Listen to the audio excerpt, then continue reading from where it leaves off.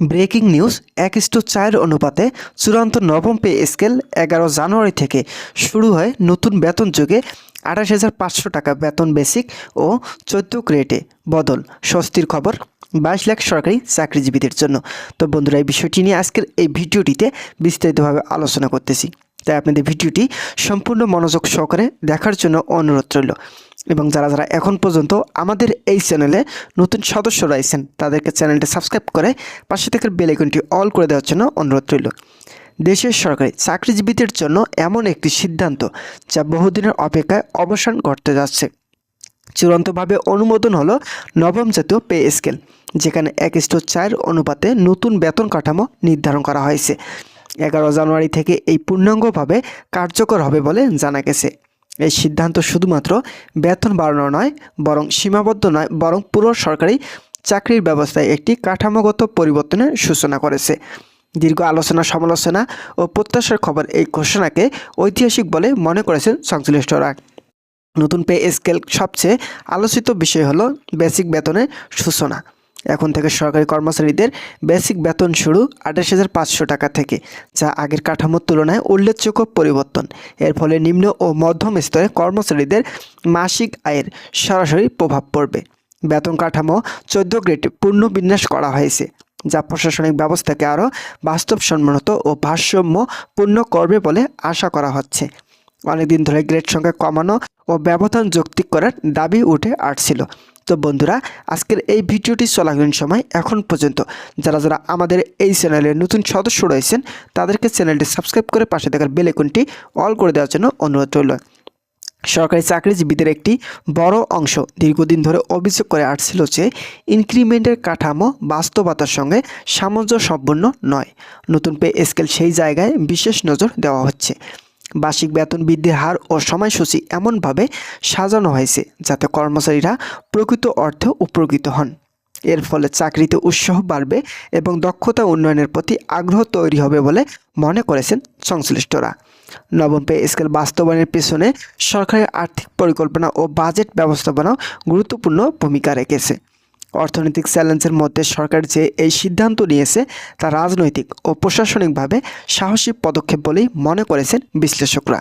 একই সঙ্গে বলা হচ্ছে, এটি বাস্তবায়নের শৃঙ্খলা ও স্বচ্ছতা নিশ্চিত করা না গেলে কাঙ্ক্ষিত সুফল পাওয়া যাবে না।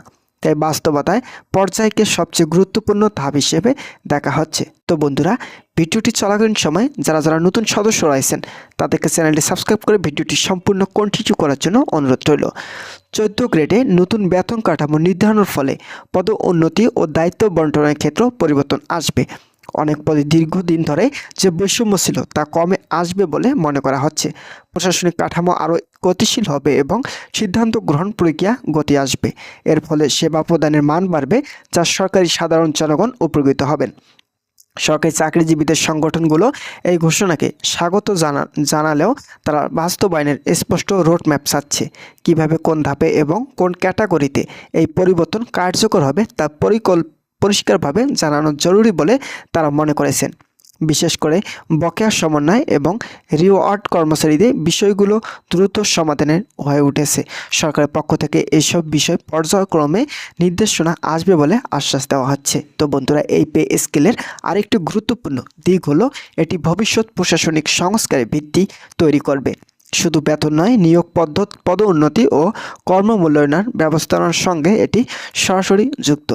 দীর্ঘমেয়াদে এটি দক্ষতা, দায়িত্বশীল ও জনবান্ধব প্রশাসন গড়ে তুলতে এই কাঠামো সহায়ক হবে বলে মনে করেছেন সংশ্লিষ্ট মহল।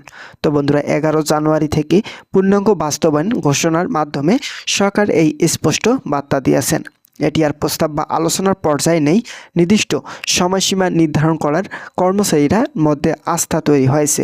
এখন সবাই তাকিয়ে আছে বাস্তবে প্রয়োগের দিকে। বেতন দিবে পরিবর্তন, পেনশন হিসাব ও ইনক্রিমেন্টের বাস্তবায়ন সব কিছু ঠিকঠাকভাবে শুরু হলে এই সিদ্ধান্তগুলো সাফল্য নির্ধারণ করবে। তো বন্ধুরা, যারা যারা সরকারি চাকরিজীবী রয়েছেন তাদের জন্য শুভকামনা রইল। তারা পরবর্তী আপডেট পেতে চ্যানেলটি এখনই সাবস্ক্রাইব করে পাশে থাকা বেল আইকনটি অল করে রাখুন, যাতে পরবর্তী সকল আপডেট তথ্য সবার আগে পেয়ে যেতে পারেন।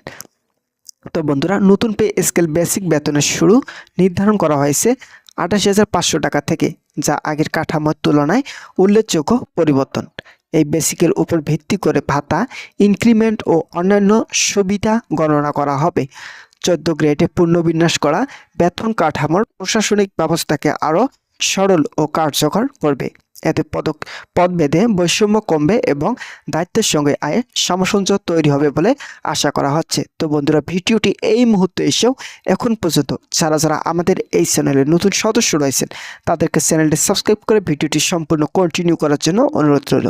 তো বন্ধুরা, সব মিলিয়ে বলা যায় নবম জাতীয় পে স্কেল শুধু একটি আর্থিক সিদ্ধান্ত নয়, এটি সরকারি চাকরিজীবীদের জীবনের সঙ্গে জড়িত একটি বড় রূপান্তর। দীর্ঘদিনের প্রত্যাশা, আন্দোলন ও আলোচনার পর এই মুহূর্তটি এসেছে।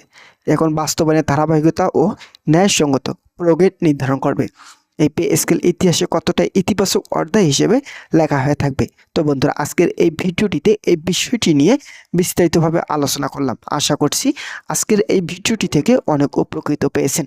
যদি উপকৃত পেয়ে থাকেন তাহলে অবশ্যই আমাদের এই চ্যানেলটি সাবস্ক্রাইব করে পাশে থাকা বেল আইকনটি অল করে দেওয়ার জন্য অনুরোধ রইল, যাতে নবম জাতীয় পে স্কেল সম্পর্কিত সকল গুরুত্বপূর্ণ আপডেট তথ্য সবার আগে আমাদের এই চ্যানেলে পেয়ে যেতে পারেন।